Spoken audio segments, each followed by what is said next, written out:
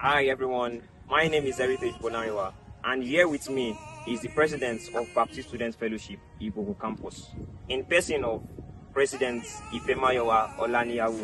You are welcome, sir.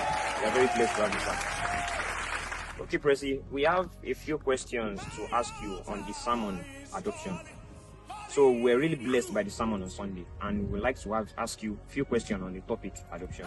So the question goes thus: if we say we are adopted, who do we belong to before, since we are created? Well, after the fall, Ephesians 2:1 says that, and you a quickened when you once dead your trespasses, says, in the ways of this world which you once walked, the world that was governed by the prince of the power of the air. Literally saying that you once belonged to the devil because we were all in the lungs of Adam. So after the fall of Adam, sin became our nature. We belong to sin, sin belongs to us. So that's how we were. That's like our DNA initially, before Christ came into the picture. Okay, thank you very much, Presi. That was very, very wonderful. I'm really blessed. And I have another question, Presi. Okay, what's the difference between a biological child and an adopted child, according to the topic adoption?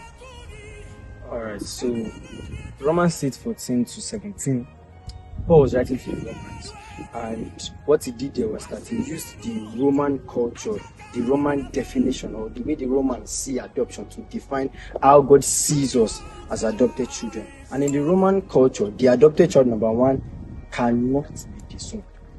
For a child to be adopted, it means the child is wanted, the child is loved, the child is fully desired. So the difference between an adopted child in the Roman culture that Paul used to define the general term of adoption for we believers is that, number one, we can't be disowned. Yes, and number two, is the biological child. The difference, rather, the biological child can be disowned. The adopted child can never be disowned. Okay, thank you, Presi. And does that mean that they have the same inheritance? Yes, but the beautiful part of it is that inheritance was a part of life. So it's not something that began after death.